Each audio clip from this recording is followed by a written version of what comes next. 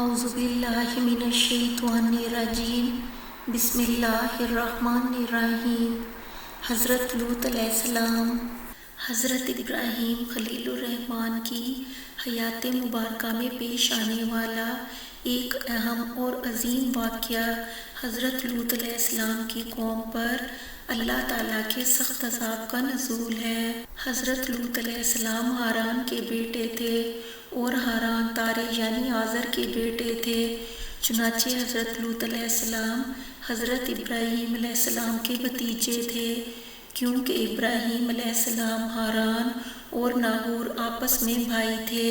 حضرت لوط علیہ السلام حضرت ابراہیم علیہ السلام کی اجازت بلکہ ان کے حکم سے ان کے علاقے سے منتقل ہو کر غور و زغر کے علاقے میں سدوم کے شہر میں رہائش پذیر ہو گئے تھے۔ یہ اس علاقے کا مرکزی مقام تھا، جس کے ساتھ کافی زرعی اراضی اور دیہات وغیرہ ملحق تھے۔ یہاں کے باشندے انتہائی فاسق و فاجر، شدید ترین کافر، انتہائی بد فطرت اور بے حد بد کردار تھے۔ وہ رہزنی کے عادی اور سرعام برے کام کرنے والے تھے۔ وہ ایک دوسرے کو ان گناہوں کے ارتکاب سے منع بھی نہیں کرتے تھے، یعنی ان کے اعمال انتہائی برے تھے۔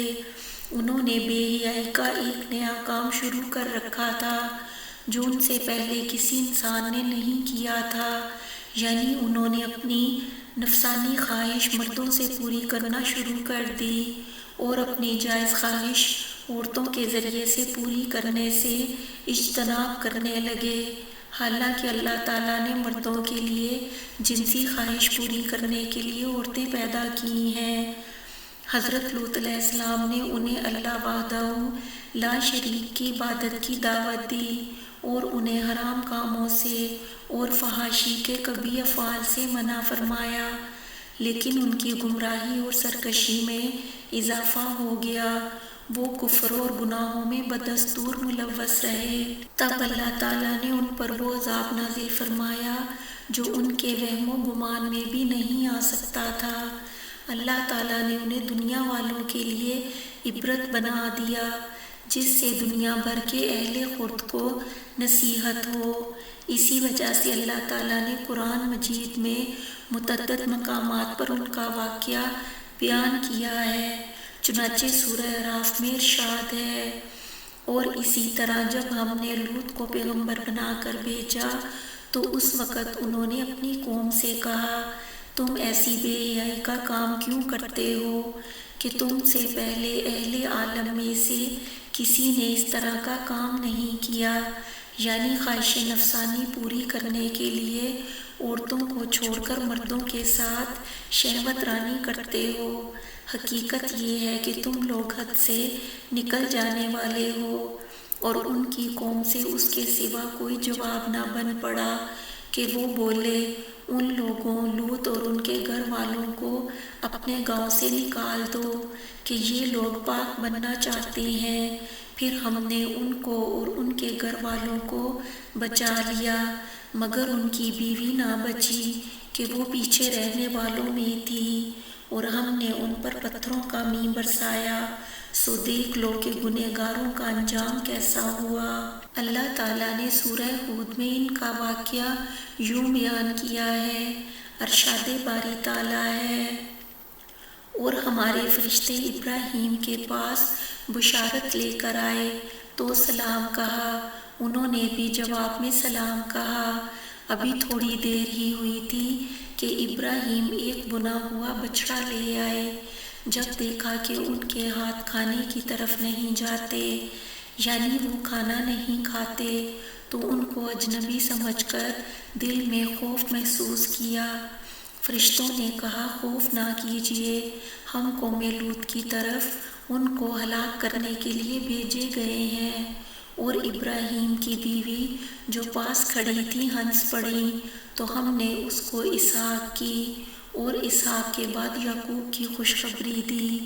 اس نے کہا، ہائے میری کمبختی، میرے بچہ ہوگا، میں تو بڑھیا ہوں اور یہ میرے میاں بھی بوڑھے ہیں، یہ تو بڑی عجیب بات ہے۔ انہوں نے کہا کیا تم اللہ کی قدرت پر تعجب کرتی ہو؟ اے اہل بیت، تم پر اللہ کی رحمت اور اس کی برکتیں ہیں، وہ سزاوار تعریف اور بزرگوار ہے۔ جب ابراہیم سے خوف جاتا رہا اور ان کو خوشخبری مل گئی تو قوم لوط کے بارے میں لگے ہم سے بحث کرنے۔ بے شک ابراہیم بڑے تحمل والے، نرم دل اور رجوع کرنے والے تھے۔ اے ابراہیم، اس بات کو جانے دو، تمہارے پروردگار کا حکم آ پہنچا ہے اور ان لوگوں پر عذاب آنے والا ہے جو کبھی ٹلنے کا نہیں۔ اور جب ہمارے فرشتے لوط کے پاس آئے تو وہ ان کے آنے سے غمناک اور تنگ دل ہوئے اور کہنے لگے کہ آج کا دن بڑی مشکل کا دن ہے۔ اور لوط کی قوم کے لوگ ان کے پاس بے تحاشا دوڑتے ہوئے آئے، اور یہ لوگ پہلے ہی سے برا فعل کیا کرتے تھے۔ لوط نے کہا کہ اے قوم، یہ جو میری قوم کی لڑکیاں ہیں یہ تمہارے لیے جائز اور پاک ہیں، تو اللہ سے ڈرو اور میرے مہمانوں کے بارے میں میری آبرو نہ ضائع کرو۔ کیا تم میں کوئی بھی شائستہ آدمی نہیں؟ وہ بولے تم کو معلوم ہے کہ ہمیں تمہاری قوم کی بیٹیوں کی کوئی حاجت نہیں، اور جو ہماری غرض ہے اسے تم خوب جانتے ہو۔ لوط نے کہا کہ اے کاش مجھ میں تمہارے مقابلے کی طاقت ہوتی، یا میں کسی مضبوط قلعے میں پناہ پکڑ سکتا۔ فرشتوں نے کہا اے لوط، ہم تمہارے پروردگار کے فرشتے ہیں، یہ لوگ ہرگز تم تک نہیں پہنچ سکیں گے۔ تم کچھ رات رہے اپنے گھر والوں کو لے کر چل دو، اور تم میں سے کوئی شخص پیچھے پھر کر نہ دیکھے مگر تمہاری بیوی، کہ جو آفت ان پر پڑنے والی ہے وہی اس پر بھی پڑے گی۔ ان کے عذاب کے وعدے کا وقت صبح ہے، اور کیا صبح کچھ دور ہے۔ تو جب ہمارا حکم آیا ہم نے اس بستی کو الٹ کر نیچے اوپر کر دیا اور ان پر پتھر کی تہ بتہ یعنی پے در پہ کنکریاں برسائیں جن پر تمہارے پروردگار کے ہاں سے نشان کیے ہوئے تھے، اور وہ بستی ان ظالموں سے کچھ دور نہیں۔ اور سورہ ہجر میں ان کی بابت یوں فرمایا، اور ان کو ابراہیم کے مہمانوں کا حال سنا دو۔ جب وہ ابراہیم کے پاس آئے تو سلام کہا، انہوں نے کہا ہمیں تو تم سے ڈر لگتا ہے۔ مہمانوں نے کہا کہ ڈریے نہیں، ہم آپ کو ایک دانشمند لڑکے کی خوشخبری دیتے ہیں۔ وہ بولے کہ جب مجھ کو بڑھاپے نے آ پکڑا تو تم خوشخبری دینے لگے، اب کاہے کی خوشخبری دیتے ہو؟ انہوں نے کہا کہ ہم آپ کو سچی خوشخبری دیتے ہیں، آپ مایوس نہ ہو جائیے۔ ابراہیم نے کہا کہ اللہ کی رحمت سے میں مایوس کیوں ہوں؟ مایوس ہونا گمراہوں کا کام ہے۔ پھر کہنے لگے کہ فرشتوں، تمہیں اور کیا کام ہے؟ انہوں نے کہا کہ ہم ایک گنہگار قوم کی طرف بھیجے گئے ہیں کہ اس پر عذاب نازل کریں، مگر لوط کے گھر والے کہ ان سب کو ہم بچا لیں گے، البتہ ان کی عورت اس کے لیے ہم نے مقدر کر دیا ہے کہ وہ پیچھے رہ جائے گی۔ پھر جب فرشتے لوط کے گھر گئے تو لوط نے کہا تم نا آشنا لوگ ہو۔ وہ بولے کہ نہیں، بلکہ ہم آپ کے پاس وہ چیز لے کر آئے ہیں جس میں لوگ شک کرتے تھے، اور ہم آپ کے پاس یقینی بات لے کر آئے ہیں اور ہم سچ کہتے ہیں۔ سو آپ کچھ رات رہے اپنے گھر والوں کو لے نکلیں اور خود ان کے پیچھے چلیں، اور آپ میں سے کوئی شخص پیچھے مڑ کر نہ دیکھے، اور جہاں آپ کو حکم ہو وہاں چلے چلیں۔ اور ہم نے لوط کی طرف وحی بھیجی کہ ان لوگوں کی جڑ صبح ہوتے ہوتے کاٹ دی جائے گی، اور اہل شہر لوط کے پاس خوش خوش دوڑتے آئے۔ لوط نے کہا کہ یہ میرے مہمان ہیں، کہیں ان کے بارے میں مجھے رسوا نہ کرنا، اور اللہ سے ڈرو اور مجھے ذلیل نہ کرو۔ وہ بولے کیا ہم نے تم کو سارے جہان کی حمایت و طرفداری سے منع نہیں کیا؟ انہوں نے کہا کہ اگر تمہیں کرنا ہے تو یہ میری قوم کی لڑکیاں ہیں، ان سے شادی کر لو۔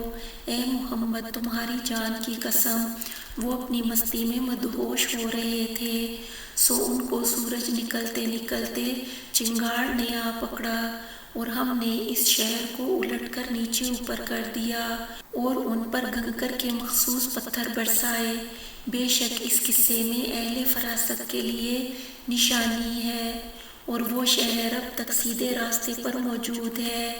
بے شک اس میں ایمان لانے والوں کے لیے نشانی ہے۔ مزید فرمایا، اور قوم لوط نے بھی پیغمبروں کو جھٹلایا جب ان سے ان کے بھائی لوط نے کہا کہ تم کیوں نہیں ڈرتے، میں تو تمہارا امانتدار پیغمبر ہوں، سو اللہ سے ڈرو اور میرا کہا مانو، اور میں تم سے اس کام کا بدلہ نہیں مانگتا، میرا بدلہ اللہ رب العالمین کے ذمے ہے۔ کیا تم اہل عالم میں سے لڑکوں پر مائل ہوتے ہو اور تمہارے پروردگار نے تمہارے لیے جو تمہاری بیویاں پیدا کی ہیں ان کو چھوڑ دیتے ہو؟ حقیقت یہ ہے کہ تم حد سے نکل جانے والے ہو۔ وہ کہنے لگے کہ لوط اگر تم باز نہ آؤگے تو شہر بدر کر دیے جاؤ گے۔ لوط نے کہا میں تمہارے کام کا سخت دشمن ہوں، اے میرے پروردگار مجھے اور میرے گھر والوں کو ان کے کاموں کے وبال سے نجات دے۔ سو ہم نے ان کو اور ان کے سب گھر والوں کو نجات دی، مگر ایک بڑھیا کے پیچھے رہ گئی۔ پھر ہم نے دوسروں کو ہلاک کر دیا اور ان پر می برسایا، سو جو می ان لوگوں پر برسا جو ڈرائے گئے تھے بہت برا تھا۔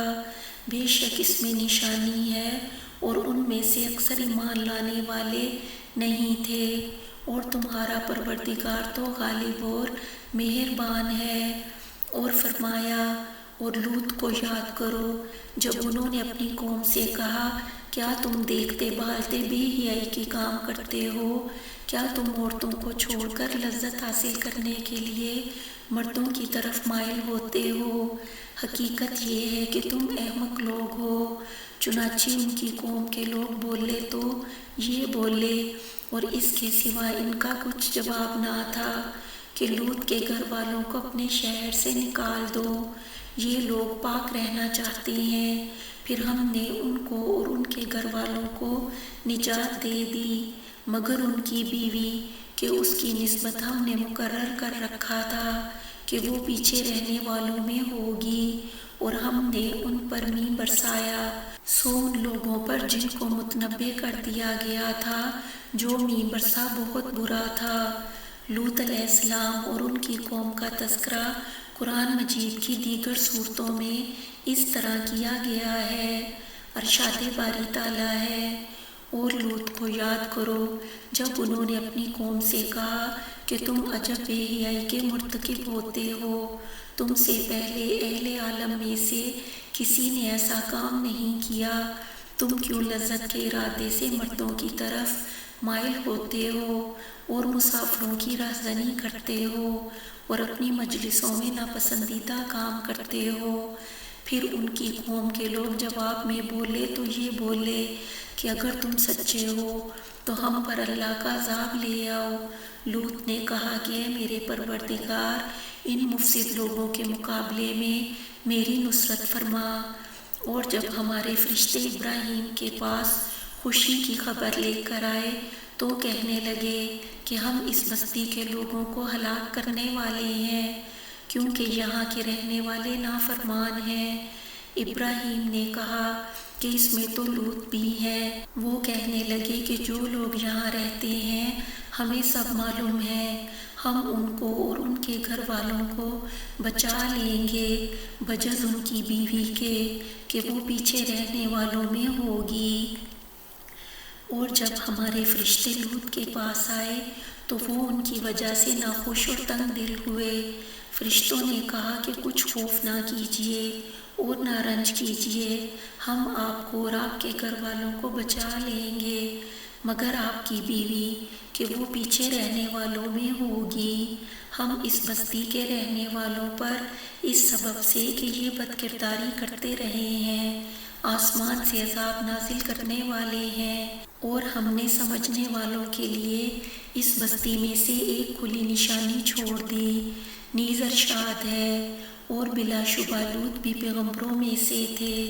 جب ہم نے ان کو اور ان کے سب گھر والوں کو عذاب سے نجات دی، مگر ایک بڑھیا کے پیچھے رہ جانے والوں میں تھی۔ پھر ہم نے دوسروں کو ہلاک کر دیا، اور تم دن کو بھی ان کی بستیوں کے پاس سے گزرتے رہتے ہو اور رات کو بھی، تو کیا تم عقل نہیں رکھتے؟ سورہ زاریات میں ابراہیم کے مہمانوں کا واقعہ بیان ہوا اور آپ کو علم والے لڑکے کی خوشخبری ملنے کا ذکر ہوا۔ اس کے بعد فرمایا، اس ابراہیم نے کہا کہ فرشتوں، تمہارا مدعا کیا ہے؟ انہوں نے کہا کہ ہم گنہگار لوگوں کی طرف بھیجے گئے ہیں تاکہ ان پر کھنگر برسائیں، جن پر حد سے بڑھ جانے والوں کے لیے تمہارے پروردگار کے ہاں سے نشان کر دیے گئے ہیں۔ تو وہاں جتنے مومن تھے ان کو ہم نے نکال لیا، اور اس میں ایک گھر کے سوا مسلمانوں کا کوئی گھر نہ پایا۔ اور جو لوگ دردناک عذاب سے ڈرتے ہیں ان کے لیے وہاں بڑی نشانی چھوڑ دی۔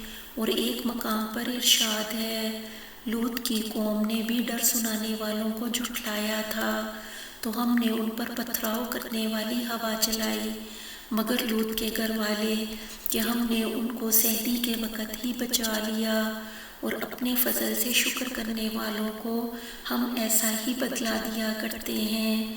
اور لوط نے ان کو ہماری پکڑ سے ڈرایا تھا، مگر انہوں نے ڈرانے میں شک کیا اور ان سے ان کے مہمانوں کو لے لینا چاہا، تو ہم نے ان کی آنکھیں مٹا دیں۔ سو اب میرے عذاب اور ڈرانے کے مزے چکھو۔ اور ان پر صبح سویرے ہی اٹل عذاب نازل ہوا۔ سو اب میرے عذاب اور ڈرانے کے مزے چکھو۔ اور ہم نے قرآن کو سمجھنے کے لیے آسان کر دیا ہے، تو کوئی ہے کہ سوچے سمجھے۔ جب حضرت لوط علیہ السلام نے قوم کو یہ دعوت دی کہ وہ صرف اللہ کی عبادت کریں، اس کے ساتھ کسی کو شریک نہ کریں، اور انہیں بے حیائی کے کاموں سے منع فرمایا، تو ایک آدمی نے بھی ان کی بات نہ مانی اور ایمان قبول نہ کیا، نہ ممنوع کام ترک کیا۔ وہ اسی حال پر مصر رہے اور رسول کو اپنی بستی سے نکال دینے کا ارادہ کر لیا۔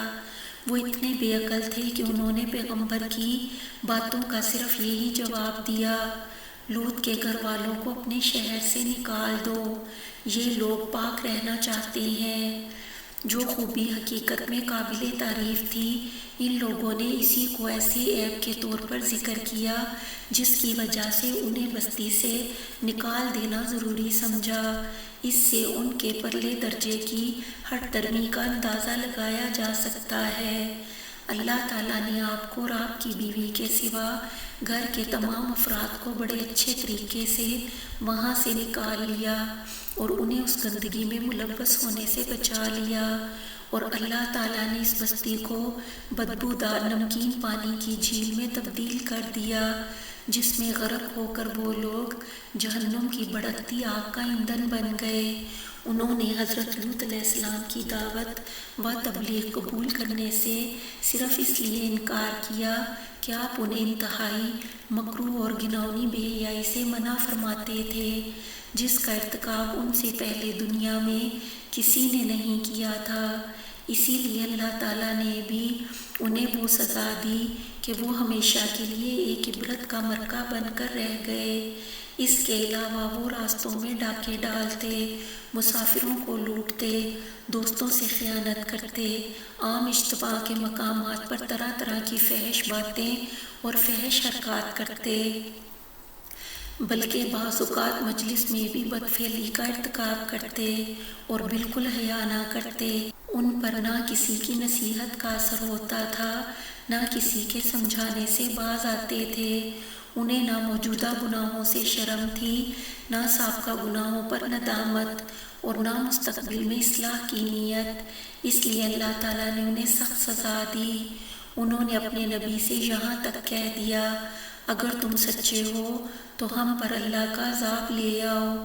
گویا حضرت لوط علیہ السلام انہیں جس عذاب سے ڈراتے تھے انہوں نے خود ہی اس کا مطالبہ کر ڈالا۔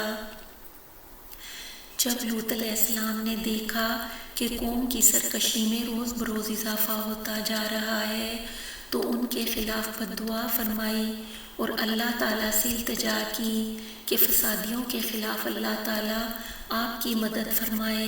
اللہ تعالیٰ نے آپ کی دعا قبول فرمائی اور آپ کی ناراضی کی وجہ سے قوم پر اللہ کا غضب نازل ہوا۔ اس نے ان لوگوں کو سزا دینے کے لیے اپنے فرشتے بھیج دیے جو ابراہیم علیہ السلام کے پاس سے ہو کر گئے اور آپ کو علم والے بچے کی خوشخبری اور لوط علیہ السلام کی قوم پر عذاب کے نزول کی خبر دیتے گئے۔ ارشاد باری تعالیٰ ہے، ابراہیم نے کہا کہ فرشتوں، تمہارا مدعا اور مقصد کیا ہے؟ انہوں نے کہا کہ ہم گنہگار لوگوں کی طرف بھیجے گئے ہیں تاکہ ان پر کنگر برسائیں جن پر حد سے تجاوز کرنے والوں کے لیے تمہارے پروردگار کے ہاں سے نشان کر دیے گئے ہیں۔ نیز ارشاد ہے، اور جب ہمارے فرشتے ابراہیم کے پاس خوشخبری لے کر آئے تو کہنے لگے کہ ہم اس بستی کے لوگوں کو ہلاک کر دینے والے ہیں کیونکہ یہاں کے رہنے والے نافرمان ہیں۔ ابراہیم نے کہا کہ اس میں تو لوط بھی ہیں۔ وہ کہنے لگے کہ جو لوگ یہاں رہتے ہیں ہمیں سب معلوم ہے، ہم ان کو اور ان کے گھر والوں کو بچا لیں گے بجز ان کی بیوی کے کہ وہ پیچھے رہنے والوں میں ہوگی۔ اور فرمایا، جب ابراہیم سے خوف جاتا رہا اور ان کو خوشخبری بھی مل گئی تو قوم لوط کے بارے میں ہم سے بحث کرنے لگے۔ دراصل ابراہیم علیہ السلام کو امید تھی کہ وہ لوگ کبھی تو لوط علیہ السلام کی بات مان کر اسلام قبول کر لیں گے اور اپنے جرائم سے باز آ جائیں گے۔ اس لیے اللہ تعالیٰ نے فرمایا، بے شک ابراہیم بڑے حلم والے، نرم دل اور رجوع کرنے والے تھے۔ اے ابراہیم، اس بات کو جانے دو، تمہارے پروردگار کا حکم آ پہنچا ہے اور ان لوگوں پر عذاب آنے والا ہے جو کبھی نہیں ٹلے گا، یعنی اللہ تعالیٰ کا قطعی فیصلہ آ چکا ہے، اب انہیں سزا مل کے رہے گی، اسے کوئی ٹال نہیں سکتا۔ حضرت سعید بن جبیر سدی، قتادہ اور محمد بن اسحاق نے بیان فرمایا ہے کہ حضرت ابراہیم علیہ السلام نے فرشتوں سے کہا، اگر بستی میں 300 مومن ہوں تو کیا آپ لوگ اسے تباہ کر دیں گے؟ انہوں نے کہا نہیں۔ آپ نے فرمایا، اگر 200 مومن ہوں؟ انہوں نے کہا نہیں۔ آپ نے فرمایا، اگر 40 ہوں؟ انہوں نے کہا نہیں۔ آپ نے فرمایا، اگر 14 مومن ہوں؟ وہ بولے نہیں۔ ابن اسحاق کی روایت کے مطابق حضرت ابراہیم علیہ السلام نے فرمایا، یہ بتاؤ کہ اگر وہاں ایک مومن موجود ہو؟ فرشتوں نے کہا، تب بھی ہم بستی کو ہلاک نہیں کریں گے۔ تب حضرت ابراہیم علیہ السلام نے فرمایا، اس میں لوط علیہ السلام موجود ہیں۔ فرشتوں نے کہا، ہمیں خوب معلوم ہے کہ اس میں کون کون ہے۔ اہل کتاب کہتے ہیں کہ آپ نے فرمایا، یا رب، کیا تو انہیں تباہ کرے گا جبکہ ان میں 50 نیک آدمی موجود ہوں؟ اللہ تعالیٰ نے فرمایا، اگر ان میں 50 نیک آدمی موجود ہوں تو میں انہیں ہلاک نہیں کروں گا۔ حتیٰ کہ آپ نے 10 افراد کا ذکر کیا تو اللہ تعالیٰ نے فرمایا، اگر ان میں 10 بھی نیک آدمی ہوئے تو میں انہیں ہلاک نہیں کروں گا۔ اللہ تعالیٰ نے فرمایا، اور جب ہمارے فرشتے لوط کے پاس آئے تو وہ ان کے آنے سے غمناک اور تنگ دل ہوئے اور کہنے لگے کہ آج کا دن بڑی مشکل کا دن ہے۔ مفسرین فرماتے ہیں، جب فرشتے یعنی جبرائیل، میکائیل اور اسرافیل حضرت ابراہیم علیہ السلام کے پاس سے رخصت ہوئے تو سدوم کے علاقے میں آ گئے۔ وہ خوبصورت جوان لڑکوں کی صورت میں تھے۔ اس میں اللہ تعالیٰ کی طرف سے اس قوم کی آزمائش تھی تاکہ ان پر حجت قائم ہو جائے۔ جب وہ پہنچے تو سورج غروب ہو رہا تھا۔ انہوں نے حضرت لوط علیہ السلام سے ان کے ہاں مہمان بننے کی اجازت طلب کی۔ انہوں نے سوچا کہ اگر میں نے ان کی مہمانی نہ کی تو کوئی اور شخص انہیں اپنا مہمان بنا لے گا، حالانکہ وہ لوگ انتہائی بد کردار ہیں۔ آپ اسی وجہ سے پریشان ہوئے، کیا آپ کو معلوم تھا کہ مہمانوں کا دفاع اور بدکاروں سے ان کا بچاؤ ایک مشکل کام ہے؟ آپ کو پہلے بھی اس کام کی انجام دہی میں سخت مشکلات پیش آ چکی تھیں، اور شہر کے لوگوں نے پہلے سے کہہ رکھا تھا کہ کسی اجنبی کو اپنا مہمان نہ بنائیں۔ حضرت قتادہ فرماتے ہیں، فرشتے انسانی صورت میں آپ کے پاس آئے تو آپ کھیتوں میں کام کر رہے تھے۔ انہوں نے آپ کے ہاں ٹھہرنے کی خواہش ظاہر کی۔ آپ کو ان کی درخواست رد کرنے سے شرم آئی، اس لیے آپ ان کے آگے آگے گھر کی طرف چل پڑے۔ آپ ان سے اشاروں کنایوں میں ایسی باتیں کہنے لگے جن کو سن کر وہ اس بستی سے چلے جائیں اور کسی دوسری بستی میں جا ٹھہریں۔ آپ نے ان سے کہا، قسم ہے اللہ کی، میں نہیں جانتا کہ روئے زمین پر اس بستی والوں سے زیادہ گندے اور خبیث لوگ بھی ہوں گے۔ پھر تھوڑا سا چلے، پھر یہی بات فرمائی۔ اسی طرح آپ نے 4 بار یہ بات ارشاد فرمائی۔ فرشتوں کو اللہ کی طرف سے یہ حکم ملا تھا کہ قوم کو اس وقت تک تباہ نہ کریں جب تک ان کا نبی ان کے خلاف گواہی نہ دے لے۔ اللہ تعالیٰ نے فرمایا، یعنی وہ لوگ پہلے بھی بڑے بڑے گناہوں کا ارتکاب کرتے تھے۔ لوط نے ان کو باز رکھنے کے لیے مختلف قسم کے حربے استعمال کیے۔ ارشاد باری تعالیٰ ہے، لوط نے کہا، اے قوم، یہ جو میری قوم کی لڑکیاں ہیں یہ تمہارے لیے جائز اور پاک ہیں۔ مطلب یہ تھا کہ اپنی بیویوں سے خواہش پوری کرو جو شرعی طور پر آپ کی بیٹیاں تھیں، کیونکہ امت میں نبی کا مقام والد کا سا ہوتا ہے، جیسے کہ حدیث میں مذکور ہے، اور قرآن مجید میں بھی اللہ تعالیٰ نے فرمایا ہے، پیغمبر مومنوں پر ان کی جان سے بھی زیادہ حق رکھتے ہیں، اور پیغمبر کی بیویاں ان کی مائیں ہیں۔ لوط علیہ السلام کا یہ کہنا کہ میری بیٹیاں تمہارے لیے پاک ہیں کا یہی مطلب ہے، جس کی وضاحت مذکورہ بالا سطور میں ہو چکی ہے، اور اس کی مزید وضاحت اس آیت سے ہو جاتی ہے۔ ارشاد باری تعالیٰ ہے، کیا تم اہل عالم میں سے لڑکوں پر مائل ہوتے ہو اور تمہارے پروردگار نے جو تمہارے لیے تمہاری بیویاں پیدا کی ہیں ان کو چھوڑ دیتے ہو؟ حقیقت یہ ہے کہ تم حد سے نکل جانے والے ہو۔ متعدد صحابہ و تابعین نے یہی مطلب بیان فرمایا ہے۔ اس آیت کی دوسری تشریح غلط ہے جو اہل کتاب سے ماخوذ ہے۔ یہ ان کی ایک بہت بڑی غلطی ہے۔ جیسے ان کی بیان کرتا یہ بات غلط ہے کہ فرشتے صرف 2 تھے اور انہوں نے آپ کے ہاں کھانا کھایا۔ اہل کتاب نے اس واقعے کی تفصیل میں اور بھی بہت سی غلطیاں کی ہیں۔ حضرت لوط علیہ السلام نے فرمایا، سو اللہ سے ڈرو اور میرے مہمانوں کے بارے میں مجھے ذلیل نہ کرو۔ کیا تم میں کوئی بھی شائستہ آدمی نہیں؟ آپ نے ان لوگوں کو بے حیائی کے ارتکاب سے منع فرمایا۔ اس بیان میں قوم کے بارے میں آپ کی یہ گواہی پائی جاتی ہے کہ ان لوگوں میں ایک شخص بھی ایسا نہیں تھا جس میں شرافت اور نیکی کی رمق پائی جاتی ہو، بلکہ وہ سب کے سب احمق، بدکار اور کافر تھے۔ فرشتے آپ سے کچھ پوچھنے سے قبل یہی کچھ آپ کی زبان سے سننا چاہتے تھے۔ وہ بد کرداری کے جذبات سے اس قدر مغلوب تھے کہ جب پیغمبر نے انہیں صنفی جذبات کی تکمیل کے جائز طریقے کی طرف توجہ دلائی تو انہوں نے بے حیائی کا مظاہرہ کرتے ہوئے پیغمبر سے صاف کہہ دیا، اے لوط، آپ کو معلوم ہے کہ ہم تمہاری قوم کی بیٹیوں کی خواہش نہیں رکھتے، ہم جو چاہتے ہیں وہ آپ کو معلوم ہی ہے۔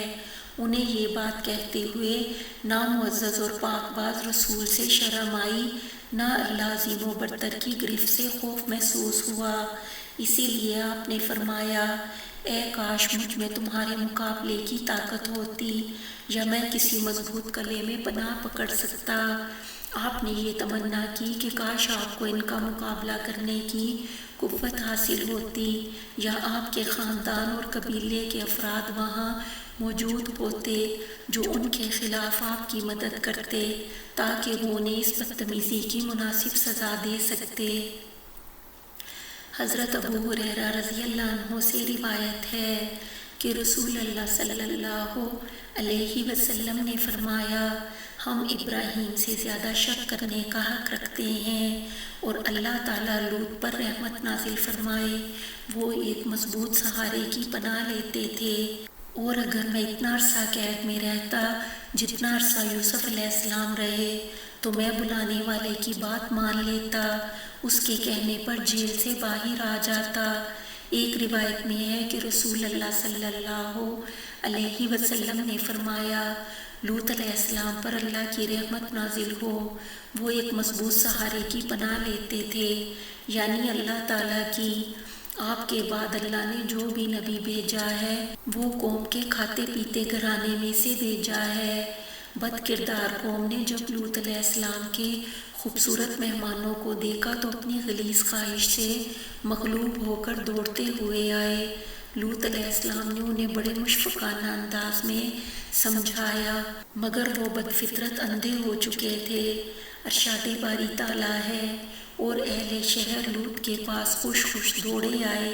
لوط نے کہا، یہ میرے مہمان ہیں، کہیں ان کے بارے میں مجھے رسوا نہ کرنا، اور اللہ سے ڈرو اور مجھے ذلیل نہ کرو۔ وہ بولے، کیا ہم نے تم کو سارے جہان کی حمایت و طرفداری سے منع نہیں کیا؟ انہوں نے کہا، اگر تمہیں کرنا ہی ہے تو یہ میری قوم کی لڑکیاں ہیں، ان سے شادی کر لو۔ یعنی لوط علیہ السلام نے لوگوں کو حکم دیا کہ اپنی بیویوں کے پاس جایا کریں اور برائی کے جس طریقے کو اختیار کیے ہوئے ہیں ترک کر دیں۔ لیکن انہوں نے آپ کے فرمان پر کوئی توجہ نہ دی، انہوں نے اپنے حیا سوز مطالبے کو دہرایا اور لوط علیہ السلام کے مہمانوں کی عزت سے کھیلنے پر مصر رہے۔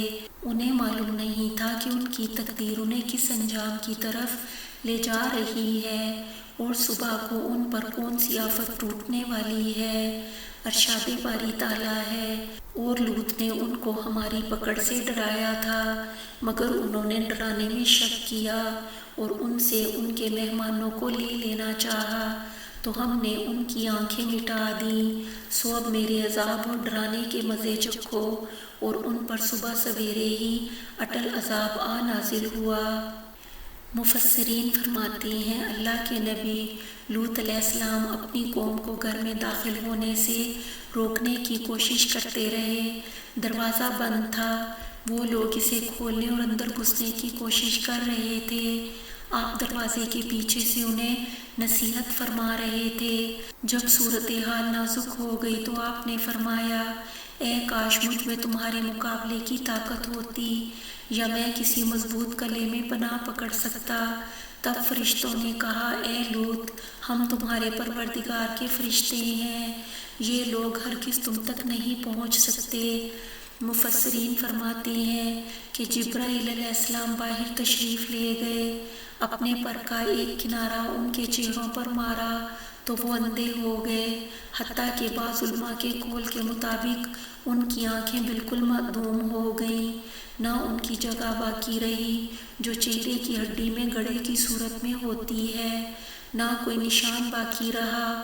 وہ دیواروں کو ٹٹولتے اور اللہ کے نبی کو دھمکیاں دیتے لوٹ گئے۔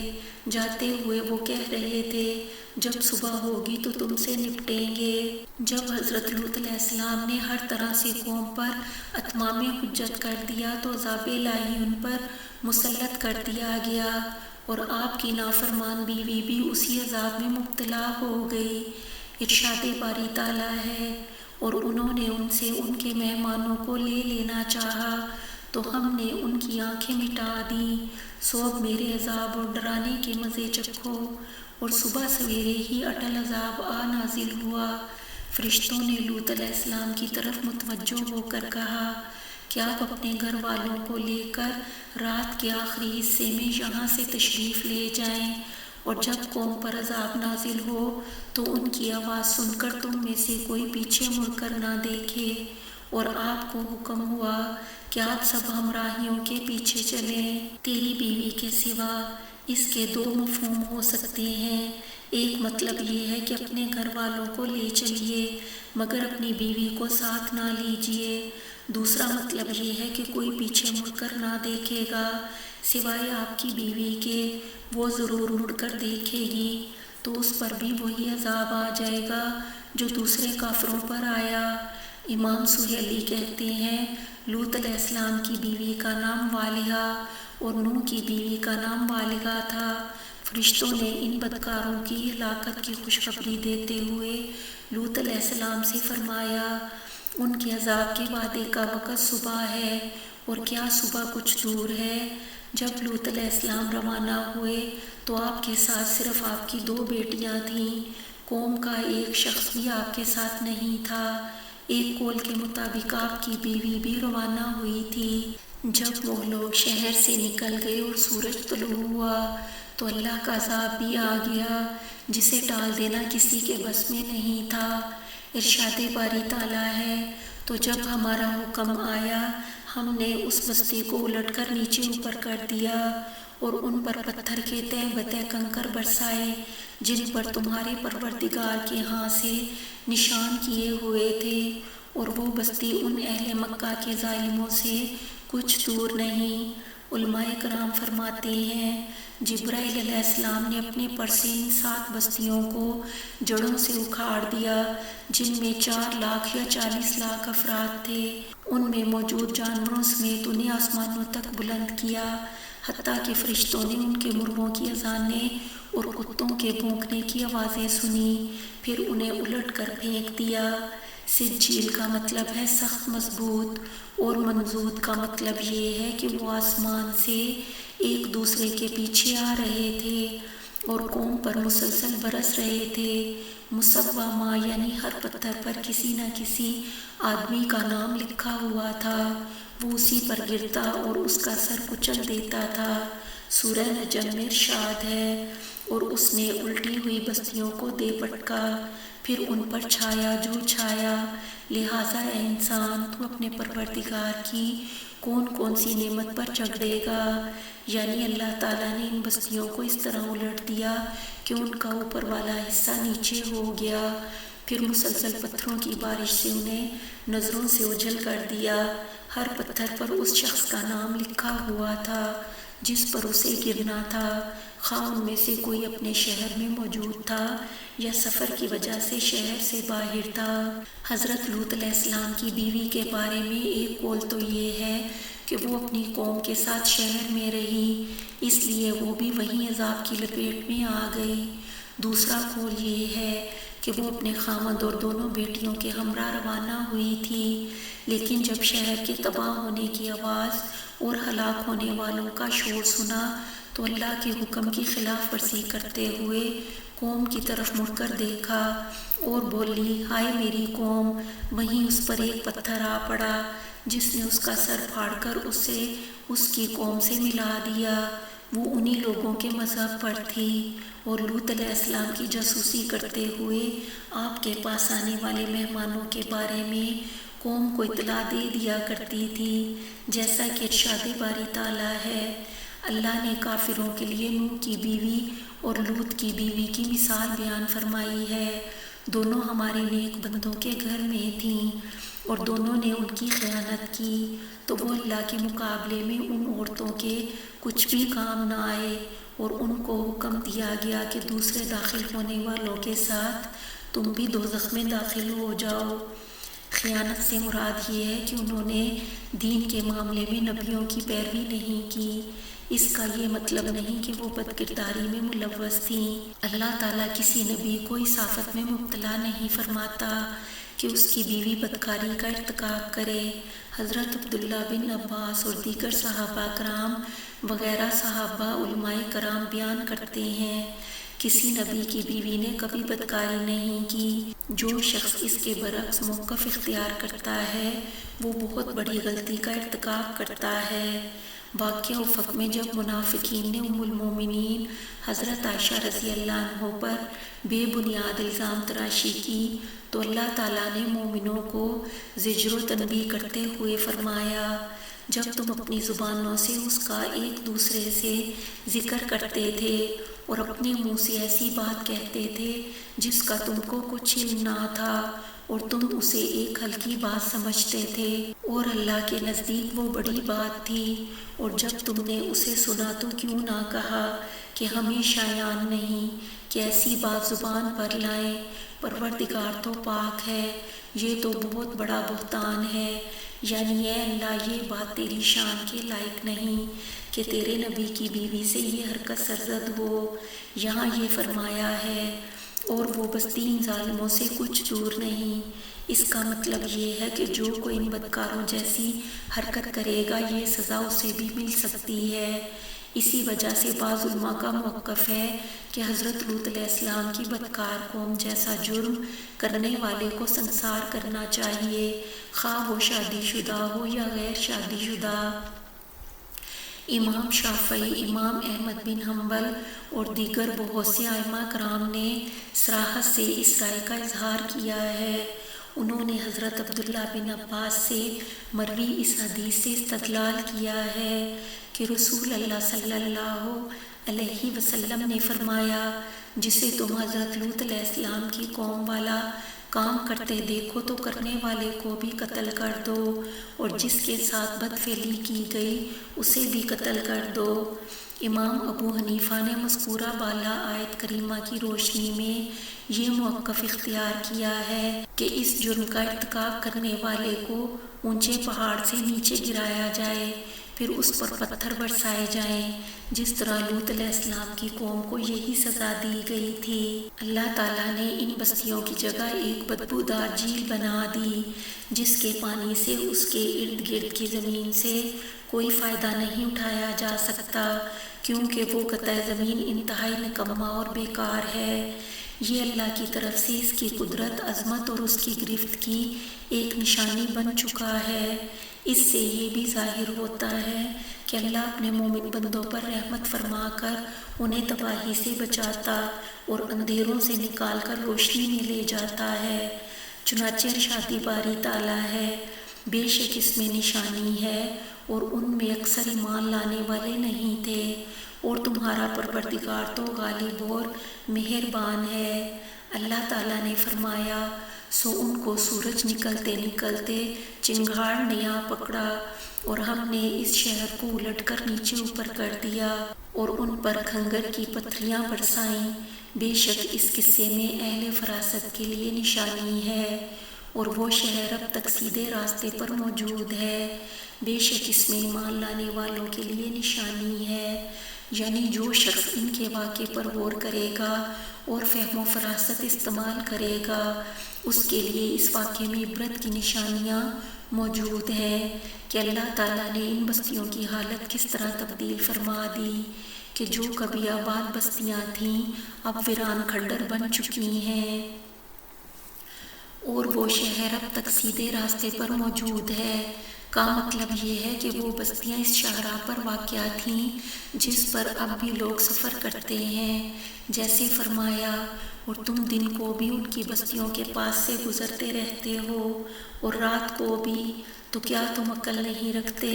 اور مزید فرمایا، تو وہاں جتنے مومن تھے ان کو ہم نے نکال لیا، اور اس میں ایک گھر کے سوا مسلمانوں کا کوئی گھر نہ پایا، اور جو لوگ دردناک عذاب سے ڈرتے ہیں ان کے لیے وہاں نشانیاں چھوڑ دیں، یعنی ہم نے انہیں اس شخص کے لیے باعث عبرت و نصیحت بنا دیا ہے جو آخرت کے عذاب سے خوف زدہ ہے، رب کے سامنے پیشی سے ڈرتا ہے، اپنے آپ کو خواہشات نفس سے بچاتا ہے، اللہ کے حرام کردہ کاموں سے پرہیز کرتا ہے اور گناہوں سے دور رہتا ہے۔ وہ ڈرتا ہے کہ اس کی مشابہت حضرت لوط علیہ السلام کی بد کردار قوم سے نہ ہو جائے، کیونکہ جو شخص کسی قوم کی مشابہت اختیار کرے وہ انہی میں سے شمار ہوگا، اگرچہ کلی طور پر ان سے مشابہت نہ ہو، جزوی طور پر ہی ہو۔ اپنے رب سے ڈرنے والا سمجھدار عقل مند آدمی احکام ربانی کی تعمیل کرتا ہے اور پیغمبر کی ہدایت قبول کرتا ہے، اپنی جائز خواہش پوری کرنے کے لیے اپنی منکوحہ بیویوں کے پاس جاتا ہے جنہیں اللہ نے اس کے لیے پیدا کیا ہے۔ اسے چاہیے کہ شیطان کی پیروی سے بچ کر رہے تاکہ اللہ کی وعید کی زد میں نہ آ جائے اور اس پر اللہ کا یہ فرمان صادق نہ آ جائے۔ اور وہ تباہ شدہ بستی ان ظالموں سے کچھ بھی دور نہیں۔